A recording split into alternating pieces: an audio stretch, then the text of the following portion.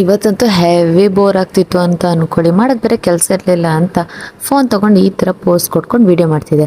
ಆಮೇಲೆ ಇನ್ನೇನು ಮಾಡೋದು, ಕೆಲಸ ಇಲ್ಲ, ಬೋರ್ ಆಗ್ತಿದೆ ಅಂದ್ಕೊಂಡೆ ಏನಾದರೂ ತಿನ್ನೋಕೆ ಆರ್ಡರ್ ಮಾಡೋಣ ಅಂದ್ಕೊಬಿಟ್ಟು ಆರ್ಡರ್ ಮಾಡಿದ್ವಿ.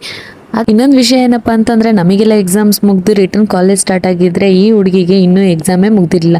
ಸೊ ಅವ್ರು ಸ್ಟಡಿ ಹಾಲಿಗೆ ಹೋಗಿ ಓದ್ತಾ ಕೂತಿದ್ರು. ನಾವೇನೋ ತಿನ್ನಕ್ಕೆ ಆರ್ಡರ್ ಮಾಡಿದ್ವಿ, ನನ್ನ ಬಿಟ್ಟು ತಿಂತಾರೆ ಅಂತ ಬೇಗ ಓಡ್ ಬಂದೇ ಬಿಟ್ಟು. ನಿಮ್ಮ ಫ್ರೆಂಡ್ಸ್ ಗ್ಯಾಂಗಲ್ಲಿ ಈ ಥರ ಒಬ್ರು ಫ್ರೆಂಡ್ಸ್ ಇದೆ, ಕಮೆಂಟ್ ಮಾಡಿ ಆಯ್ತಾ. ಆಮೇಲೆ ಇನ್ನೇ ತಂದಿರೋದು ಬ್ಯಾಟಿಂಗ್ ಮಾಡಬೇಕಲ್ಲ, ಬ್ಯಾಟಿಂಗ್ ಮಾಡ್ಕೊಂಡು ಈ ಕಡೆ ನನ್ನ ಫ್ರೆಂಡ್ ಮೂವಿ ನೋಡ್ತಿದ್ರು. ಅವ್ರಿಗೆ ಸ್ವಲ್ಪ ಹೋಗಿ ಕಿಟ್ಲೆ ಕೊಟ್ಬಿಟ್ಟು ಬನಾನಾ ಚಿಪ್ಸ್ ಇತ್ತು ಅದನ್ನು ತಿನ್ಬಿಟ್ಟು ಇನ್ನೇನು ಮಾಡೋದು ಅಂತ ಒಂದು ಬುಕ್ ಇತ್ತು, ಆ ತಂದಿರೋ ಬುಕ್ನ ಚೆನ್ನಾಗಿ ಓದಿ ಅದರಲ್ಲಿ ಇದ್ದಿದ್ದ ಲೈನ್ಸ್ ಅಂತೂ ಮಸ್ತಾಗಿತ್ತು.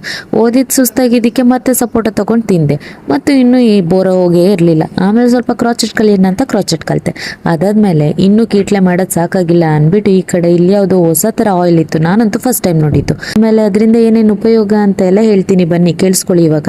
ಗೈಸ್ ನೋಡಿ, ಈ ಎಣ್ಣೆನ ಯೂಸ್ ಮಾಡಿ ನಮ್ಮ ಹುಡುಗಿ ಕೂದಲು ಇಷ್ಟು ಉದ್ದವಾಗಿ ಕಪ್ಪಾಗಿ ಬೆಳೆಯಲು ಕಾರಣ ಆ ಎಣ್ಣೆ.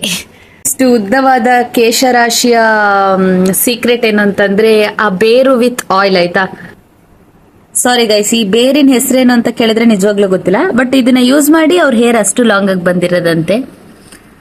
ಡೀಟೇಲ್ಸ್ ಬೇಕು ಅಂತಂದ್ರೆ ಕಮೆಂಟ್ ಮಾಡಿರಿ, ನಾನು ಅಷ್ಟರೊಳಗೆ ಅವ್ರ ಅಪ್ಪ ಅಮ್ಮನ್ನ ಕೇಳಿರ್ತೀನಿ. ಹಾಗೇನೆ ಇದು ಜಸ್ಟ್ ಉದ್ದಾಗ್ಲಿಕ್ಕೆ ಮಾತ್ರ ಅಲ್ಲ, ಈ ತರ ಕಪ್ಪು ಕಪ್ಪಾದ ಕೂದಲು ಬೆಳೆಯಲು ಸಹ ಅದು ಕಾರಣವಾಗಿದೆ.